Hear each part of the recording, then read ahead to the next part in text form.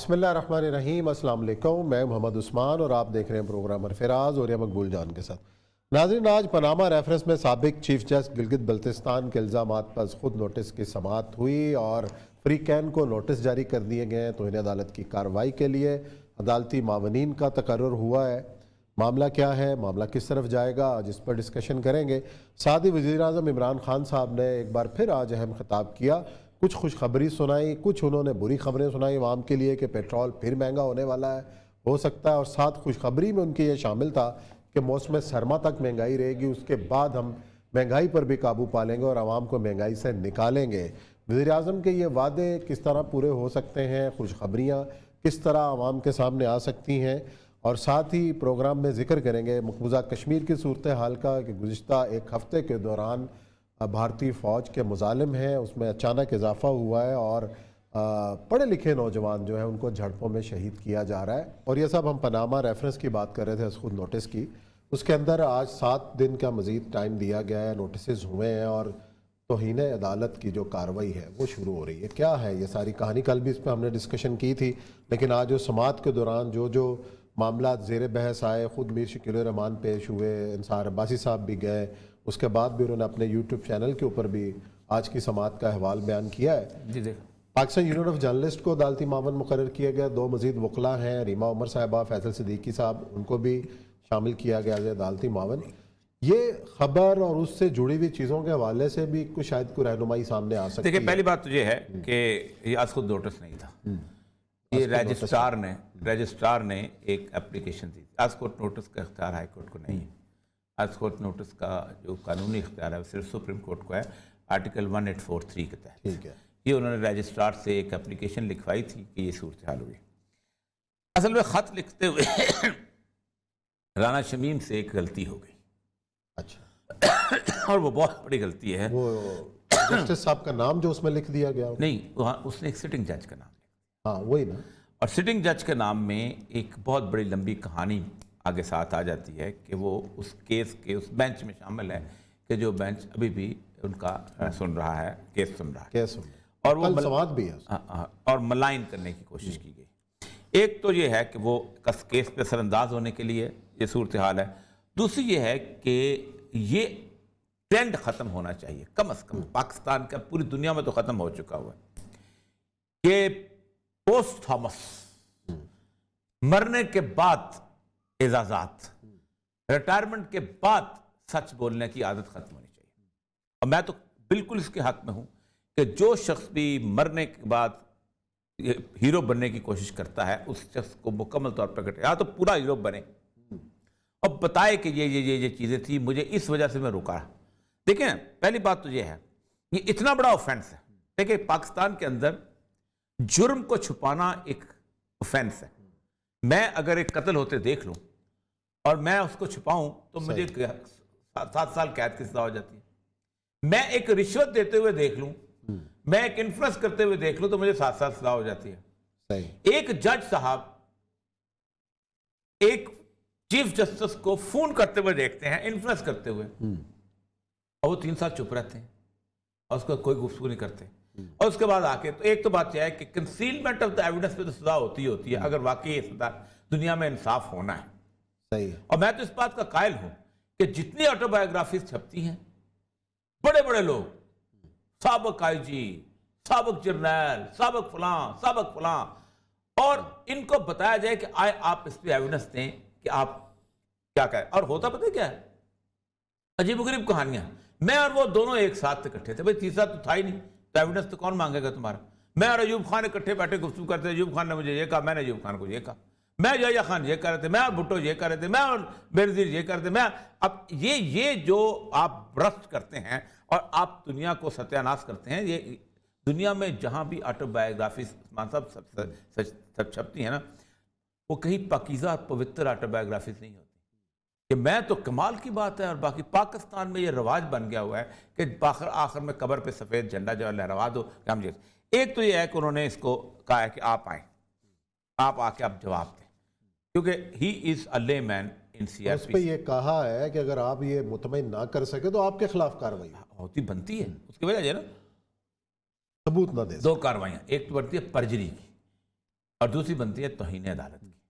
اور اصل مسئلہ یہی ہے کہ رانا شمیم صاحب، میرا خیال ہے کہ میں آپ کو کل بھی میں نے کہا تھا کہ یہ غلط بال چلا ہے، اپنی طرف سے صحیح وقت پہ چلا ہے لیکن غلط بال چلا ہے. اچھا.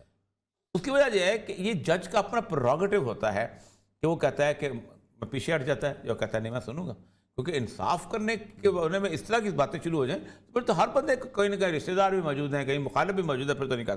اس میں سر اصل بات جب پی ایف یو جے والی بات آ رہی ہے، دیکھیں یہ سارا معاملہ ختم رہتا اگر اس کے لیے ایک وہیکل نہ اختیار کی گئی ہوتی. اچھا. اور وہ وہیکل ہے انصار عباسی اور اخبار. ورنہ تو یہ جج شمیم صاحب ایک پریس کانفرنس بلاتے اور اس کے اندر یہ پیش کرتے. ایک آپ نے ایک راستہ اختیار کیا توہین عدالت کا، کس کے تھرو کیا؟ اخبار کے تھرو کیا. کس کے تھرو کیا؟ ایک رپورٹر کے تھرو کیا. رپورٹر کے بارے میں کوئی بھی دو بیسک ایتھکس رپورٹرز کے یہ ہیں کہ آپ کسی دوسرے کا پوائنٹ آف ویو لیتے ہیں. نہیں، آج سوال عدالت نے بھی کیا کہ آپ رجسٹرار سے پوچھ لیتے ہیں، موقف لے لیتے ہیں. دوسری بات یہ ہے کہ آپ نے نام چھپایا. ہاں. اس کا مطلب یہ ہے کہ اب آپ نے نام چھپایا تو اس کا مطلب آپ نے پوری جوڈیشری کو ملائن کیا نا. عام آدمی تو نہیں پڑھنا. دیکھیں میری بات سنیں، عدالت کی کاروائی 5-10 لوگ دیکھتے ہیں. اس رانا شمیم صاحب کے اس کو 10-15 لوگوں نے پڑھ لیا ہوگا. انصار عباسی صاحب کا کالم اور جنگ اخبار جو ہے یہ اگلے کئی سالوں تک لوگوں کے دماغ میں رہنی ہے. اور لوگوں نے کہنا جی کیا بات ہے، جج تو ہوتے ہی ایسے ہیں، سب کچھ ہوتے ہیں ایسے. اسی لیے کنٹیمپٹ کا قانون جس لیے رکھا گیا ہوا ہے کہ جج جو ہیں وہ بنیادی طور پر ان کے اوپر اعتماد لوگوں کا قائم رہے. فیصلہ جیسا بھی ہو اعتماد. دیکھیں جج نے ایویڈنس پہ فیصلہ کرنا ہوتا ہے. سیدنا علی کا بڑا مشہور کیس ہے، زرہ چوری ہو گئی، یہودی لے گیا، 2 گواہ تھے، بیٹا حسن اور غلام قمبر. کہا نہ بیٹے کی گواہی قبول کرتا ہوں باپ کے حق میں، نہ غلام کی گواہی کا حق. واپس آ گئے. کہا تم فیصلہ ٹھیک کر رہے ہو. غلط فیصلہ تھا، حقائق سے منافی فیصلہ تھا، لیکن آپ کو ایویڈنس کی بنیاد پہ اگر جج صحیح فیصلہ کرے تو اسی لیے آپ دیکھیں جب وکیل اس کے خلاف فیصلہ کرتا ہے تو وہ جھک کے سلوٹ کرتا ہے اور کہتا ہے my lord thank you very much. تاکہ لوگوں کے اندر جس دن لوگوں کا عدالت کے اوپر سے اعتماد اٹھ جائے سمجھو اس دن معاشرہ ختم.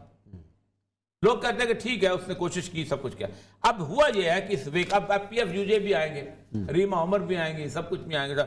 اب یہی سوالات ہیں کہ رانا اطرم اللہ صاحب ہیں، انہوں نے نواز شریف صاحب کو باہر بھیجا ہوا ہے. تو سوالات اٹھتے ہیں کہ آپ نے کیوں بھیجا تھا، کیسے بھیجا تھا، کس لیے بھیجا تھا. تو بڑے سوالات اٹھنے شروع ہو جاتے ہیں. لیکن مسئلہ سارا یہ ہے کہ یا تو یہ جج جو ہیں فیصلہ کرتے ہوئے کہیں کہ جناب میں نہیں فیصلہ کرتا، یہ آپ کا باز آئے محبت سے اٹھا لو پاندان اپنا. یہ محبت سے باز کیوں نہیں آتے؟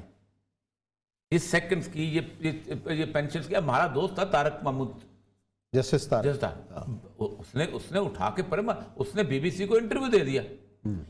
وہ یہ تھا کہ لوکل باڈیز الیکشن سے، تو لوکل باڈیز الیکشن کے دوران بی بی سی نے اس کو پوچھا کہ آپ نے کہا جی مجھے مجبور کیا جاتا ہے اور یہ میں الیکشن نہیں کرنا چاہتا، میں صبح استعفیٰ دے رہا ہوں، میں جا رہا ہوں. استعفیٰ دے دیا. اس کے بعد اس شخص کے خلاف عدالت نے، سپریم کورٹ نے جسٹ ٹو ملائن ہم اس کے ٹینیور کو حساب لگا کے کہا اتنا اگر ٹینیور ہوگا تو پینشن نہیں مل سکتی، اس کو پینشن سے محروم کر دو. بیچارہ وکالت کرتا رہا. بھگتی نا. یا تو رانا شمیم کو ہیرو مان لو یا جسٹس طارق محمود کو ہیرو مان لو. ہیرو ایک ہوتا ہے، ہیرو وہی ہوتا ہے کہ جب اس پہ آفت آتی ہے تو کھڑا ہوتا ہے. سلوٹ اسی کو کیا جاتا ہے کہ لیکن جو شخص وقت کے اوپر کھڑا نہیں ہوتا وہ کہتا ہے اپنے وقت پہ جو تماچا آپ کے ہاتھ میں اگر کسی کے منہ پہ نہیں مار سکتے اپنے منہ پہ دے مارو. تو یہ میں سر کل بھی میں نے کہا تھا، آج بھی کہتا ہوں، یہ ٹرینڈ اب ختم ہونا چاہیے پاکستان کے اندر بھی کہ ایک شخص میں اپنی بیان کرتا ہوا میں پتہ نہیں کیا سے کیا تھا اور کیا تھا، میں تو یہ کر سکتا تھا لیکن میں نے یہ نہیں کیا اور یہ نہیں کیا. ایک تو یہ سر. دوسرا اس میں سب سے اہم بات جو ہے جو کہ انہوں نے یہ کہا ہے کہ جسٹس صاحب جو ہیں رانا شمیم صاحب پیش نہیں ہوئے. اس کی وجہ کیا ہے؟ اس کی وجہ یہ ہے کہ دنیا میں اگر آپ یہ جا کے کہہ دیں، ایک ہوتا ہے سیلف کنفیشن 164 کا بیان، وہ کہہ دیں کہ جناب میں نے فلاں آدمی کو قتل کیا ہے، تب بھی آپ کو سزا نہیں ہو سکتی جب تک آپ یہ ثابت نہ کریں کہ یہ چاقو تھا، یہ میں نے خریدا، یہ اس کے اوپر اس کا مقتول کا خون لگا ہوا ہے، تب میں نے قتل کیا۔ جو ہمارا کیس ہے اس کا یہ جو اپنا IGI والا، جس میں ایفیڈیوٹ کس کا تھا؟ جنرل درانی کا ایفیڈیوٹ تھا۔ عدالت نے ایک ہی بات کی، یا تو اس ایفیڈیوٹ کی بنیاد کے اوپر تحقیقات کرو اور ثابت کرو نواز شریف نے پیسہ لیا، قاضی سامان نے پیسہ لیا، فلاں نے، اگر ثابت نہیں کر سکتے تو پھر جنرل درانی پہ تو کیس چلاؤ نا۔ یہ تو بسم اللہ۔ اب انہوں نے کمال کیا نا، انہوں نے پہلی بات یہ ہے کہ پہلے تو انتظار کیا ایک واحد گواہ جو ان کے حق میں ہو سکتا ہے ان کے موت ہو جانے کا، وہ تھی ان کی بیوی، کہ وہ میری مرحومہ جس کے کہنے پہ انہوں نے یہ ہے جی، جس کے کہنے پہ اعتراف انہوں نے کیا اور کہا کہ نہیں اب تو بیچاری چلے گی نا اس میں دنیا۔ وہی کہہ رہا ہوں، انہوں نے کہا کہ میری بیوی کی خواہش تھی کہ آپ سچ بولیں۔ نہیں یہ چیز خواہش آپ جس سے مرضی کا تھا، مرنے کے بعد آپ زیادہ سے اس 3 سال انتظار کیا کہ مر جائے پھر میں خواہش پوری کروں، زندہ بیچاری کی خواہش پوری نہ ہو سکی۔ اچھا، اس صدمے ہی میں بیچاری فوت ہو گئی کہ میری خواہش میرا میاں کا پوری کرتا ہے، زندہ خواہش پوری نہیں ہوئی، مرنے کے بعد انہوں نے خواہش بیوی کی پوری کر دی، چلو ٹھیک ہے اچھی بات، خواہش پوری ہو گئی۔ اب ایک تو ایویڈنس وہاں سے وہ چلا گیا، دوسرا ثاقب نثار صاحب کی بیوی تھی، اب وہ ثاقب نثار صاحب کی بیوی بولتی ہیں نہیں بولتی ہیں، کیسے ہوتا ہے۔ تیسرا یہ ہے کہ عامر فاروق صاحب خود کہ جن کو فون کیا گیا، اب یہ ہے کہ عامر فاروق صاحب جو ہیں، اگر سب سے بڑی بات ہے کہ اگر ایک انویسٹیگیشن ہو، یہ دن بتائیں، یہ ٹائم بتائیں، اس دن کے کال ریکارڈز نکالیں، اور کال ریکارڈ میں اگر انہوں نے جسٹس عامر فاروق کو فون کیا تھا تو تب تو فوراً پتہ چل جائے گا کہ ثاقب نثار صاحب نے فون کیا تھا۔ لیکن اگر واٹس ایپ کال کی ہو تو کس کی نہیں، فون تو واٹس ایپ کال کی ریکارڈ نہیں، واٹس ایپ کال کی ریکارڈ موجود ہے سوشل میڈیا، واٹس ایپ یہ تو پتہ چلتا ہے کہ میں نے آپ کو کال کی واٹس ایپ، یہ تو نہیں پتہ چلتا نا، ریکارڈنگ تو کبھی ریکارڈنگ تو عام کال میں بھی، لیکن یہ ریکارڈ تو نیٹ کے اندر موجود رہتا ہے کئی سالوں تک، 20 ڈیز تک، ایئر تک رہتا ہے کہ آپ نے فلاں بندے کو واٹس ایپ پہ کال کی، آپ نے فلاں بندے کو فلاں پہ کال کی۔ میں آپ کو ایک کیس سناتا ہوں، ایک مشہور کیس تھا یوسف ریناٹا کیس۔ اچھا، کرنل یوسف صاحب ہوتے تھے کمشنر کوئٹہ میں، تو ان کی ایک ملتان کے ایک بہت بڑی فیملی تھی، ان کی زوجہ جو تھیں وہ ریناٹا تھی، وہ انگریز، ان کے ساتھ ان کا افیئر چل گیا، تو افیئر چلا تو اس کے افیئر کے بعد وہ خاتون جو تھی بھاگ کے کمشنر صاحب کے پاس آ گئی، بڑا مشہور کیس، ہم CRPC میں پڑھتے بھی، تو کمشنر صاحب نے انکار کر دیا کہ میرا کیا تعلق ہے اس کے ساتھ، یہ ہے وہ، تو انہوں نے اس زمانے میں کال ملاتے ہوتے تھے، ہاں ڈائل والا یار کمشنر صاحب، ہمارے زمانے میں ہوتا تھا ایکسچینج کو کہتے تھے یار کال ملاؤ، ڈائل نہیں، کال ایکسچینج ملاتا تھا، ISD اور STD نہیں ہوتا تھا، کیونکہ آپ کہتے تھے 09 کال کیا ایکسچینج، میں فلاں بول رہا ہوں، میری کال فلاں نمبر سے ملا، تو ایک مہینے میں انہوں نے 93 کالز کی تھی محترمہ کو۔ اچھا، اس کا ریکارڈ نکلا ہے، تو ریکارڈ تو کوئی مسئلہ نہیں، اس زمانے میں جب ہم پیدا بھی نہیں ہوئے تھے، اس زمانے میں اگر ریکارڈ نکل سکتا تھا اور وہ ثابت پیش ہوا، رناٹا صاحب کو سزا بھی ہو گئی تھی، یوسف صاحب کو سزا بھی ہو گئی تھی، کرنل صاحب کو، تو وہ کمشنر سے اس کے کوئٹہ کے، تو اصل مسئلہ یہ ہے کہ اب بھی نکل سکتا ہے اگر واقعی کرنا ہے۔ اور میں آج اطہر من اللہ صاحب، ان کے والد کمشنر کوئٹہ بھی رہے ہیں اور چیف سیکرٹری بھی رہے ہیں، نصر من اللہ صاحب، اچھا، اور وہ 1977 کے جو دھاندلی ہوئی تھی نا اپنا اس کی انتخابات کی، اس کے وہ بہت بڑے انسٹرومنٹل تھے، بہت بڑے۔ یحییٰ بختیار صاحب کو نے محمود خان اچکزئی جو تھا نا اس کو ہرا دیا تھا، اچھا، 77 میں، اور لوگ حیران ہوتے تھے کہ یحییٰ بختیار جس کے 4 ووٹ نہیں ہیں محمود خان اچکزئی کو کیسے ہرا سکتے ہیں، محمود خان بڑا پاپولر ہوتا تھا اس زمانے میں، آپ خود سوچے نا وہ سیٹ جس پہ خیربخش مری اور جے بختیار جیت جاتا ہے، اور اس کے بڑا وائٹ پیپر چھپا تھا اور سارا کچھ کوئٹہ کی باقی، تو اطہر من اللہ صاحب جناب یہ ہے کہ وہ جو اس کی ٹریڈیشن روایت جو ہے اس کو ڈفرینٹ کریں، ٹھیک ہے، اور آپ اطہر من اللہ صاحب جو ہیں وہ بنیادی طور پر ثابت کریں کہ واقعی کیس کو انجام تک پہنچائیں، تاکہ 2 چیزیں کلیئر ہونی چاہیے، ایک تو یہ ہے کہ باؤنڈریز آف دا کورٹ کیا ہے، دوسرا یہ ہے کہ باؤنڈریز آف دا جرنلزم کیا ہے۔ عثمان صاحب جرنلزم کو چھوڑ دیں، اب تو ہماری حیثیت ہی کچھ نہیں، اس نا یہ جو لائیو ہم جا رہے ہیں نا اس کی کوئی حیثیت نہیں۔ سوشل میڈیا کا ذکر ہوا اس کے اندر کہ جی سوشل میڈیا کے قانون ہو رہے ہیں، آپ کا تو قانون ہے، آپ دیکھیں سوشل میڈیا تو بے لگام ہے، سوشل میڈیا کا بھی قانون ہے، لیکن سوشل میڈیا میں مسئلہ ہے اب تک عزت کا قانون تو رہتا ہے ہر جگہ، آپ کچھ کریں. چلیں یہ دیکھتے ہیں کیا منطقی انجام تک پہنچتا ہے نہیں پہنچتا، لیکن ہمیں بریک کا کہا جا رہا ہے. بریک لیتے ہیں، بریک کے بعد آئیں گے اور کچھ ذکر کر لیں گے وزیر اعظم عمران خان صاحب کی جو نئی خوشخبریاں آئی ہیں وہ ذرا سنتے ہیں بریک کے بعد.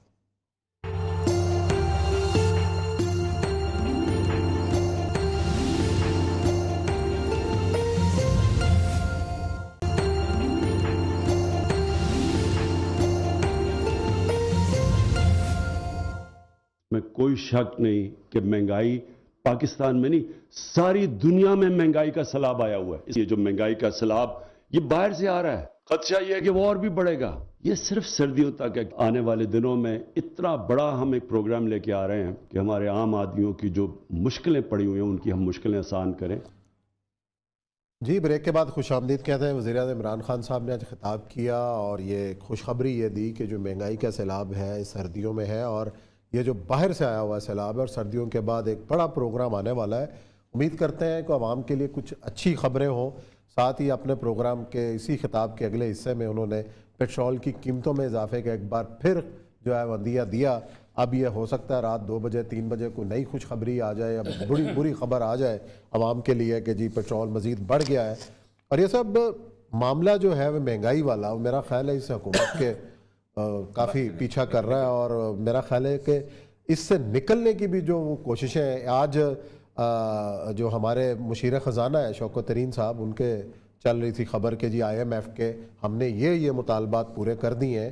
ایک مطالبہ اسٹیٹ بینک کی خود مختاری کا ہے، وہ رہ گیا ہے، اور باقی جو ہے وہ ٹیکس چھوٹ کا جو خاتمہ ہے وہ رہ گیا، اور ہم نے بجلی کی قیمتوں والا ماشاءاللہ پورا کر دیا ان کا مطالبہ، اور باقی کچھ مطالبات پورے کر رہے ہیں تو ہمیں پیسے مل جائیں گے. دیکھیے پاکستان جو ہے نا اس کا کیس بہت گنجلک ہو گیا ہے. اس میں آپ اچھا آج کچھ ٹھیک کرنا چاہے تو اس کو کتنا ٹائم لگے گا اس صورتحال کو ٹھیک کرنے؟ دیکھیں 50% آف دا GDP آپ کا لون ہو جائے نا، آپ قرضہ اگر 50% GDP سے زیادہ لے لیں تو اس کے بارے میں کہتا ہے کہ یہ ملک ان گورنیبل ہو گیا ہے، اس کو اب کوئی نہیں چلا سکتا. نواز شریف صاحب جب گئے تھے نا تو 78 پوائنٹ کچھ تھا، اب اس وقت 83.2 ہے. اچھا اب ہوتا کیا ہے کہ آپ قرض کے گھن چکر میں پھنس چکے ہیں. 78 کا مطلب یہ ہے کہ آپ نے 50 سے 28% زیادہ کراس کر کے تھی. نارملی ہوتا یہ ہے کہ جان پرکنس جو ہے ایک بڑی خوبصورت کتاب ہے اس کی کنفیشنز آف این اکنامک ہٹ مین، جی کئی بار حوالہ دیا. وہ کہتا یہ ہے کہ ہم جب کسی ملک کو تباہ کرنا چاہتے ہیں، اس کی ایک اور کتاب بھی آئی ہے وہ بھی تقریباً اسی ہے، امریکہ اے نیو امپائر. ہم کسی ملک کو تباہ کرنا چاہتے ہیں تو ہم اس ملک میں جا کے لوگوں کو خوش کے ساتھ ان کے خواب دکھاتے ہیں، قرضے دیتے ہیں انفراسٹرکچر کے اوپر. موٹر وے بنوا لو، سڑکیں بنوا لو، ریلوے بنا لو، ایئرپورٹ خوبصورت بنوا لو، یہ بنوا لو، یہ بنا لو. بیسک فنڈامنٹل چیز پہ قرضہ نہیں دیتے، مثلا ایجوکیشن میں نہیں دیتے، مثلا ہیلتھ میں نہیں دیتے، مثلا بیسک صاف پانی میں نہیں دیتے، مثلا سٹینڈرڈ آف لیونگ میں نہیں دیتے. اس کی وجہ یہ ہوتی ہے کہ اس سے آپ جب کرتے ہیں تو لوگوں کے اندر ایک اویئرنیس آتی ہے، لوگ اپنے انوائرمنٹ کو خود تبدیل کرنا چاہتے ہیں اور خود بخود تبدیل ہو جاتا ہے. اس کے بعد وہ کہتا ہے کہ جب یہ قرضہ 50% سے اوپر چلا جاتا ہے تو پھر ہم آ جاتے ہیں، ہم کہتے ہیں یہ قرضہ نہیں دینا تو ہمارے ساتھ نیگوشیٹ کرو. اس میں 2 راستے ہوتے ہیں، ایک تو ہوتا ہے IMF کا راستہ، اس کو کہتے ہیں اسٹرکچرل ایڈجسٹمنٹ پروگرام. یہ جہاں بھی گیا ہے اس نے ملکوں کو تباہ کیا ہے. اسٹرکچرل ایڈجسٹمنٹ پروگرام کیا، ہم بھی تم سے قرضہ واپس لیں گے. قرضہ تو IMF کا قرضہ تو ہوتا نہیں ہے. IMF کہتا یہ ہے کہ تم نے جو قرضے لیے ہوئے ہیں وہ دینے کے لیے ہم تمہارے پاس یہ $3 ارب رکھ رہے ہیں، تم قرضہ واپس کرنا چاہیے تمہیں کیونکہ بینکوں سے لیا ہوا تھا، تو تم یہ ٹیکس لگاؤ، یہ ٹیکس لگاؤ، یہ ٹیکس، تاکہ تمہاری جو ہے کٹی بھر جائے اور پہلے ہمارا پیسہ دو پھر تو ہم دیکھیں گے تم کھاتے ہو نہیں پیتے ہو. ایک تو یہ طریقہ ہے. دوسرا وہ طریقہ ہوتا ہے وہ کہتے ہیں ہم کہتے ہیں ہمیں اپنے لیے کچھ پروگرامز میں ہمیں حصہ دو، مثلا ہمیں کچھ زمینیں دے دو، ہم کوآپریٹو فارمنگ کرتے ہیں، ہمیں کچھ مائنز دے دو، مثلا ریکوڈیک دے دو، ہمیں مطلب یہ ہے کہ ایمرل کی سوات کی ایمرل کی مائن دے دو، مطلب یہ ہے کہ ہمیں گیس کی جو آپ کے ذخائر ہیں وہ دے دو، مطلب تیل کے ذخائر. تو اس وقت ہم یہ کرتے ہیں کہ ہم یہ صورتحال بناتے ہیں. جب کوئی حکمران نہیں مانتا ان مارکوں کے اندر تو پھر کہتا ہے وی ڈو اسیسینیشن، اور اس نے پھر چار حوالے دیے ہیں جن کو کہتا ہے میں اس ملک میں تھا تو ان کو قتل کر دیا گیا، اور قتل کرنے کے بعد ان کو کہتا جب وہ نہیں ہوتا تب بھی کام نہیں ہوتا تو پھر افغانستان کی طرح عراق کی طرح فوج داخل کر دیتے. اچھا اس نے ایک اور بڑی مزدار اس نے بات کی. اس نے کہا کہ IMF والے اور یہ ہم لوگ ایک بڑی شاندار قسم کی کلاس پیدا کرتے ہیں کسی معاشرے کے اندر. جو کلاس جو ہے وہ نظر آتی ہے کہ بہت, مثلا فار ایگزامپل آٹا مہنگا ہے, چینی مہنگی ہے, سبزی مہنگی ہے, دالیں مہنگی ہیں, باقی سب چیز مہنگی ہیں, لیکن KFC چل رہا ہے, اچھا میکڈونلڈ چل رہا ہے, پیزا ہٹ چل رہا ہے, تمام موچیانی کے شوز خریدے جا رہے ہیں, برانڈڈ دکانیں چل رہی ہیں. سر وہ کہتا ہے ایک خاص کلاس کو NGOs کے ذریعے, باقی چیزوں کے ذریعے ہم اتنی ان کو پیسے دے دیتے ہیں, دولت دے دیتے ہیں کہ ان کا سٹینڈرڈ آف لائف ریز ہو جاتا ہے, اور باقی نہیں. اسی لیے جو عمران خان صاحب کے جو چہیتے ہیں نا, وہ یہ باتیں کرتے پھرتے ہیں کہ جی مہنگائی کدھر ہے, صحیح, یہ دیکھیں جی KFC میں کھانے والے گاڑیاں اتنی بک گئی, گاڑیاں اتنی موٹر سائیکلیں اتنی بک گئی. موٹر سائیکل کا تو چلو, ایک موٹر سائیکل کا ایک صرف پوائنٹ ہے, ہو سکتا ہے وہ گاڑی بیچ کے موٹر سائیکل لے رہا ہو. یہ بچہ ذہانت والا, آپ کو نون لیگ کا مشیر ہونا چاہیے. مجھے کیا ہونا چاہیے؟ نہیں, یہ بہت اچھا پوائنٹ ہے, واقعی بہت اچھا پوائنٹ ہے کہ گاڑی بیچ کے اس سے موٹر سائیکل لے رہا ہوں, لیکن یہ بہت کم ایسے ہوتے ہیں. لیکن اس کے بعد بھی وہ ایک پوائنٹ صرف ہے کہ موٹر سائیکل مڈل کلاس کا آدمی, وہ بھی مڈل کلاس ہے. میں آپ کو بتاؤں, وہ انہیں والوں میں, وہ موٹر سائیکل والا جو ہے نا, وہ اب وہ برگر کھاتا ہے, اب وہ بند کباب نہیں کھاتا. وہی موٹر سائیکل والا جو ہے بچی کو بٹھاتا ہے, وہ کہتا ہے کہ چلو 250 روپے کا جا کے وہ کھائیں بند کباب, وہ نہیں, وہ کتلما نہیں کھاتا, وہ پیزا کھاتا ہے. تو وہ اس کو تو ہم نے عادت ڈال دی ہے نا موٹر سائیکل والے کو, بے شک قرضہ لے کے لے. یہ وہ کلاس ہوتی ہے, وہ کہتا ہے میں افریقہ میں گیا, افریقہ میں نے دیکھا کہ لوگ جو ہیں بھوک سے مر رہے ہیں, لیکن ہو کیا رہا ہے کہ ممباسا میں اور باقی جگہ پہ سارا بازار ایسے لگ رہا ہے کہ جیسے نیو یارک سٹی ہے, ہر جگہ دکانیں کھلی ہوئی ہے, جیولر شاپ بھی کھلے ہوئے ہیں, فلانے بھی. تو اس کلاس سے وہ ایک چکا چوند پیدا کرتے ہیں کہ ہم ترقی کر گئے ہیں اور یہ کر گئے. عمران خان صاحب کو اس سارے سینیریو کا کچھ سمجھ نہیں آ رہی. میں سچی بات بتاؤں, ان کے سر سے گزر رہا ہے. شوکت ترین صاحب ہمارے پرانے جاننے والے ہیں, ہمارے ناصر قوضہ صاحب کے سمدھی بھی ہیں, دوست ہیں ہمارے, ان کے بیچارے کے میرے خیال میں نے افسوس بھی نہیں کیا, ان کو اللہ تعالیٰ صحت دے, ان کے میرے خیال داماد کچھ ایکسیڈنٹ وغیرہ ہوا تھا. بہرحال اور یہ پیچھے جو حفیظ شیخ تھا سر, کچھ سمجھ نہیں آ رہی. اس کی ایک وجہ عثمان صاحب, یہ وہ لوگ ہیں جنہوں نے فیلڈ میں کبھی کام نہیں کیا. میں آپ کو ایک بات بتاؤں, ایک تحصیلدار کو لگا دینا تو وہ ان شوکت ترینوں سے بہتر طریقے سے پرائس کنٹرول کر لے گا, کیونکہ تحصیلدار کو پتہ ہے کیا ہے, اس کو پتہ ہے کس کھاتے سے گرداوری ہوئی ہے, اور کتنا ٹماٹر ہوا ہے, کتنا جناب آلو ہوا ہے, کتنا پیاز ہوا ہے, کتنی جناب اس کے بعد دالیں ہوئی ہیں, اور کتنے روپے پہ زمیندار نے کس آڑتی کو بیچے. وہ جائے گا اور دیکھا آپ غلہ منڈی آپ گئے ہوں گے, آپ کے بھی علاقے میں غلہ منڈی, وہ جائے گا غلہ منڈی میں بندہ بیٹھ جائے گا, اور غلہ منڈی میں آ کے 15 آڑتی ہوں گے نا, ان کو بتائے گا کتنے میں تم نے لیا اور کہاں رکھا ہے تم. وہ آڑتی جو ہیں غلہ منڈی والے, جب وہ لے کے مارکیٹ میں آئیں گے تو تم پرائس ڈیفرنس کا پتہ چل جائے گا. اس کو بھی پتا ہوگا کہ اتنی جو ہے یہ کیا نام ہے ٹرانسپورٹیشن کاسٹ ہے پر بوری, 10 روپے نفع دے دو, 50 روپے یار نفع دے دو. لوٹ مار کی انتہا ہے. یہ عمران خان صاحب کے بس کی بات نہیں ہے, اس لیے کہ عمران خان صاحب جو ہیں وہ سفسٹیکیٹڈ. اچھا چلو, یہ تو ہو گیا نا عمران خان صاحب نے جو اپنا کہا, اور ساتھ انہوں نے یہ بھی کہا کہ یہ پرفارمنس جو ہوتی ہے نا, اگر ہم پرفارم کریں گے تو اپوزیشن کی ساری دکانداری بند ہو جائے گی. اب کب پرفارم کریں گے, میرا خیال آخری 10 سال میں 100 بہتر بنا کے وہ شاید کھیل. نہیں, عمران خان صاحب کا جو کراؤڈ ہے نا, وہ کراؤڈ پتہ ہے کیا کس قسم کا ہے, کہ جو صرف یہ کہتا ہے ویری کاسٹلی, اچھا 2 کلو ڈال دو.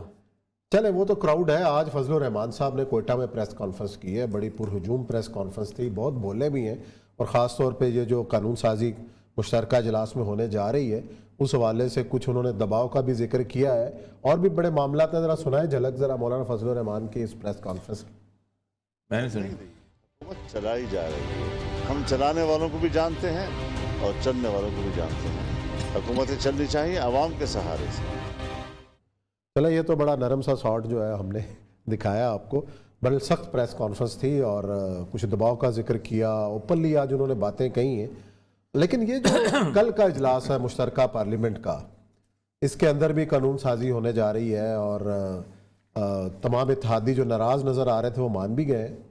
کاف لیگ ناراض تھی, MKM نے آج اعلان کر دیا ہے, اور یہ نظر آ رہا تھا کہ جناب سارے پرانی تنخواہ پہ کام کریں گے. اگر تو انہوں نے قانون سازی کرنی ہے, یہ الٹے بھی لٹک جائیں تو ہو جائے گی. ہو جائے گی. مشترکہ اجلاس جس ملک میں یہ اکثریت میں ہوں اور 2 دفعہ چیئرمین سینٹ جو ہے اس کی عدم اعتماد ختم ہو، اس ملک میں کیا ہو سکتا ہے؟ کوئی منہ ہے یار بولنے کا؟ میں آپ کو ایک بات بتاؤں، ایک CIA کا ڈائریکٹر تھا، اس کا نام تھا جارج ٹیننٹ. اس نے ایک کتاب لکھوائی تھی، ٹھیک، کس پہ؟ وارز کے اوپر، اپنی CIA وارز کے اوپر انٹرویو دیا تھا. وہ اس نے آگے اس نے لکھی تھی، جرنلسٹ نے، مثلا واشنگٹن پوسٹ کا تھا، نام جانتے ہیں. اس نے دیباچے میں لکھا تھا کہ وہ زمانہ گزر گیا کہ جب ہم اپنی وارز چھپایا کرتے تھے. اب ہم پہلے بتائیں گے ہم فلاں جگہ حملہ کرنے والے ہیں، کرنا جس نے جو کر لو. یہ جو لوگ کہتے ہیں نا کلوائی جا رہی ہے، میں آپ کو بتاؤں وہ خوش ہوتے ہیں. اچھا بھئی ان کی تو تڑی بنتی ہے اس ملک کے اندر کہ یار یہ ہم ایک MNA کو فون کرتے ہیں، خبردار اس پارٹی سے اس پارٹی چلے جاؤ. تو اوقات کس کے سامنے آئی؟ پبلک کے سامنے، تمہاری یا اس کی؟ چلے خیر، میں صحیح کہتا یہ ہوں. مثلا امریکہ سے لے کے ہر جگہ دباؤ ہوتا ہے، نہیں. آپ یہ کہنا چاہ رہے ہیں؟ نہیں وہ تو وہ میں خوش ہوتے ہیں وہ لوگ. خوش ہوتے ہیں. یہ لوگ اگر یہ سمجھتے ہیں اچھا نا، آپ کا کہنا یہ ہے کہ آرام سے قانون سازی ساری ہو جائے گی، جو عمران کچھ خان نہیں صاحب ہوتا. چاہتے ہیں وہ ہو جائے گا. عمران خان چاہتے ہیں یا کوئی چاہتا ہے، جو بھی چاہتے ہیں، جو قانون سازی اس نے کی ہے نا، یہ دیکھیں نا، پہلی بات تو یہ ہے کہ ابھی بھی آج تقریریں کرتے ہیں، آپ اٹھ کے چلے جاتے ہیں، کرتے ہیں اٹھ کے، آپ کیا کر رہے ہیں؟ آپ تو قانون سازی کوئی نہیں سر. کوئی پاکستان کے اندر پاکستان کی جو اسمبلی ہے نا، اٹ از نتھنگ. پہلے دن جس دن عمران خان تقریر کرنے کھڑا ہوا تھا، اس دن میں نے پروگرام میں کیا تھا، مجھے یاد ہے اچھی طرح. میں نے کہا تھا کہ یہ اسمبلی نہیں چلے گی. جو اس کے گرد گرد انہوں نے گھراؤ ڈال کے جو کچھ کیا تھا، اس کے بعد عمران خان نے پھر کہا NRA نہیں دوں گا، اس کے بعد ختم ہو گئی بات. چلے جی دیکھتے ہیں کیا ہوتا ہے کل اجلاس کے اندر. ابھی یہاں بریک ہے، بریک کے بعد آئیں گے تو ذکر کریں گے مقبوضہ کشمیر کی صورتحال.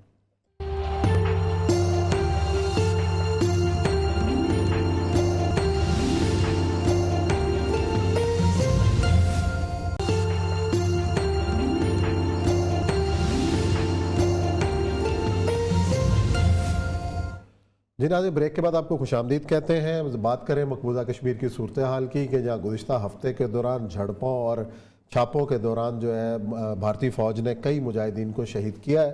تازہ ترین واقعات کے اندر ڈاکٹرز اور پڑھے لکھے جو نوجوان ہیں، جو یونیورسٹی اور کالجز کے طلبہ ہیں، ان کو شہید کیا گیا ہے کریک ڈاؤنز کے دوران اور مختلف علاقوں میں. اور ساتھ ہی، اور یہ سب مقبوضہ کشمیر میں تو ہو ہی رہا ہے، سابق وزیر خارجہ ہیں سلمان خورشید، یہ خرسان ان کے گھر کو جلایا گیا ہے، کانگریس میں ہے، ان کے والد اور کانگریس خود بھی تھے، خود بھی کانگریس میں ہے.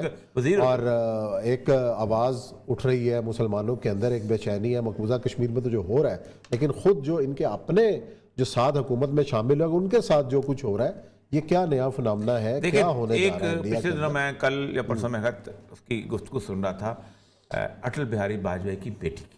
اچھا، اس نے بڑی لمبی چوڑی گفتگو کی. اس نے کہا ہے کہ انڈیا کو تباہ و برباد کر دیا ہے BJP کی پالیسی سے. اور اس کی بنیادی وجہ یہ ہے کہ انہوں نے ایک ایسا نیریٹو پیش کیا ہے جس نیریٹو کے بعد امن نہیں آ سکتا کسی طور.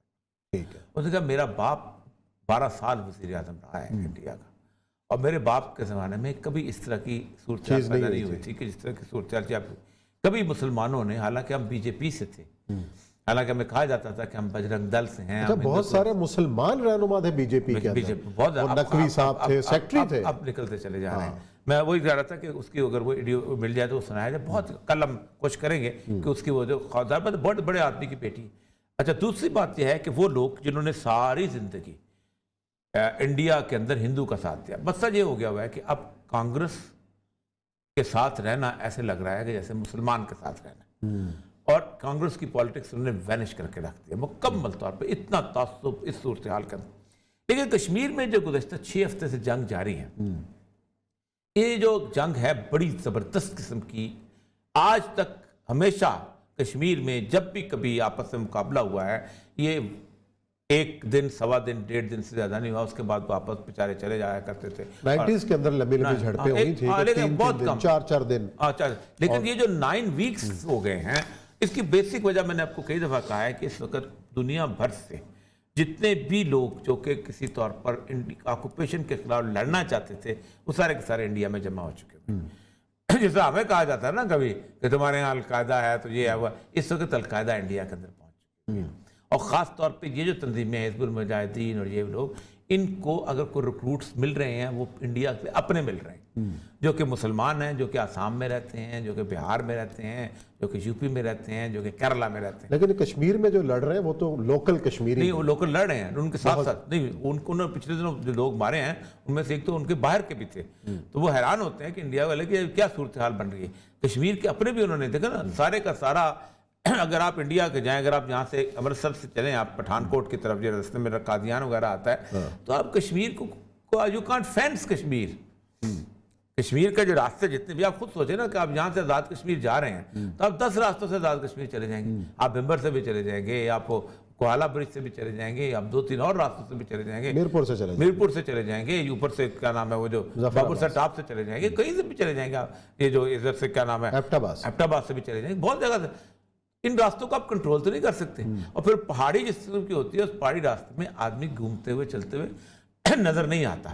اگر اس نے باقی کیموفلاج اپنے آپ کو کیا ہوا ہے، کوئی پتے وتے لیے ہوئے ہیں، کچھ لیے ہوئے ہیں، تو موومنٹ تو بالکل نظر نہیں آتی.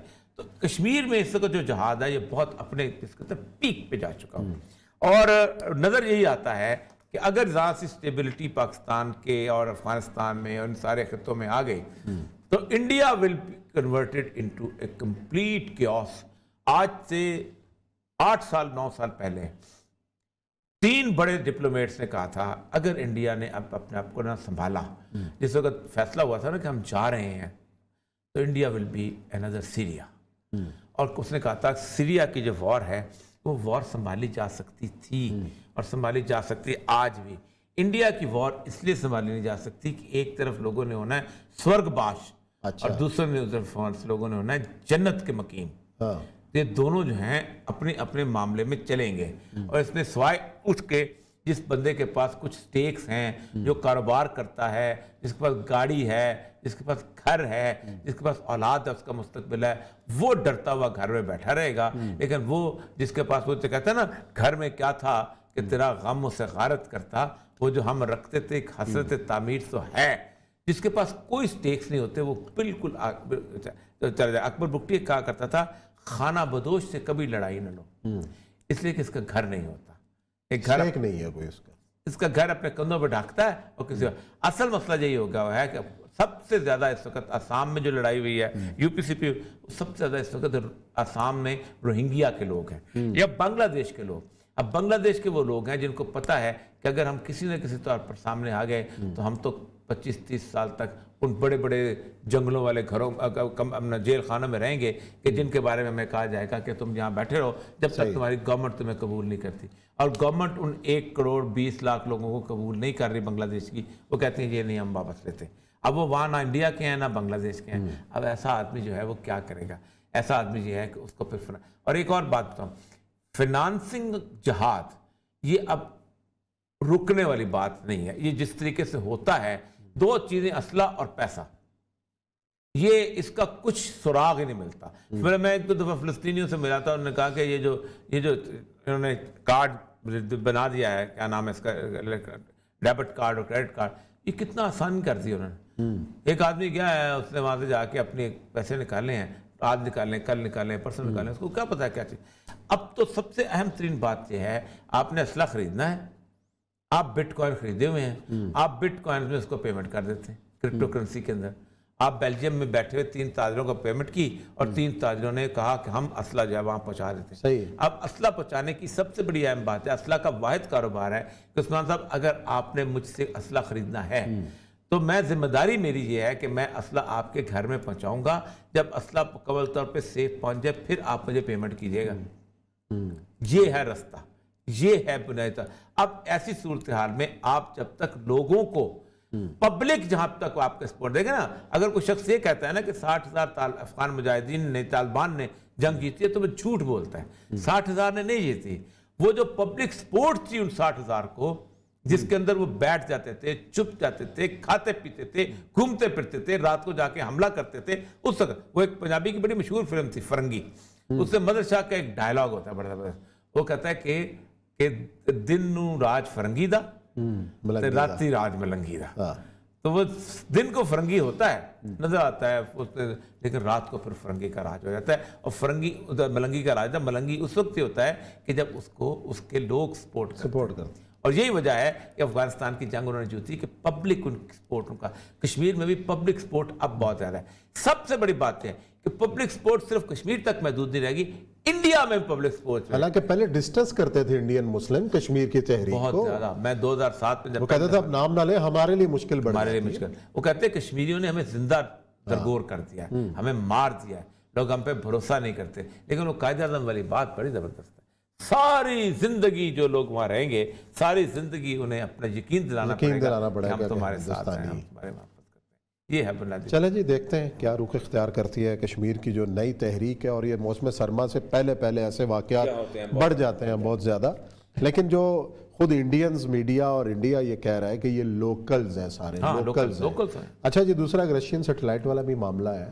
اچھا وہ میں مسئلہ بنا پڑا ہے آج ٹاپ سٹوری رشیا نے خود گرایا, خود گرایا. اچھا میں بتاؤں کیا ہے, یہ تو مسئلہ نہیں ہے, یہ تو بیسیکلی دیکھیں ہوا یہ کہ امریکہ نے جب 1960s میں اپنا اوپر سیٹلائٹ ہے نا اوپر جب لانچ کر دیے تو اس کے بعد انہوں نے ایک اپنے سیٹلائٹ کو تباہ کر کے کیپ کر دیا.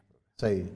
اور کہا کہ اب مسئلہ یہ تھا کہ بنیادی طور پر ان کا ایک تھا کہ ہم نے زمین پہ تو لڑنا ہے لیکن آسمان پہ ہم ہیں, کوئی اور نہیں. آسمان پہ بھی حکمرانی ہماری ہے, کوئی اور نہیں. تو آسمان میں حکمرانی اس وقت ختم ہوتی ہے کہ جب آپ کسی کو تباہ کرنے کے قابل ہوں. تو آج سے 4 سال پہلے چائنا کا ایک سیٹلائٹ خراب ہوا تھا, تو انہوں نے نیچے سے ایک بھیجا تھا سیٹلائٹ, اس نے وہاں جا کے اس کو تباہ کیا, تباہ کر کے واپس آ گیا.